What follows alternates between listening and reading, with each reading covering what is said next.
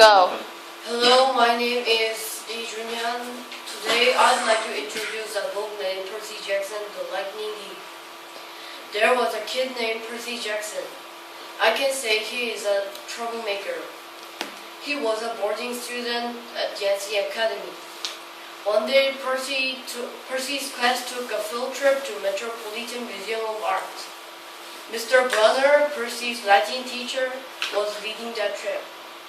All the way into the city, he put up with Nancy Bobofet, hitting his best friend Grover. There was another teacher in that trip, Mrs. Dawes. It was lunchtime. Nancy Bobofet fell down into the fountain and she said, "Percy pushed me." Suddenly, Mrs. Dawes changed to monster.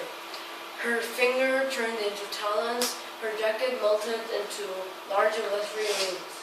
She wasn't a human. She was a fury. Mrs. Dawes' talons slashed the air. Percy snatched the ballpoint pen out of the air. But when it hit Percy's hand, it wasn't a pen anymore. It was a sword. He swung the sword. The metal blade hit Mrs. Dawes' shoulder and passed clean through her body, as if she were made of water. Hiss! She exploded into yellow powder.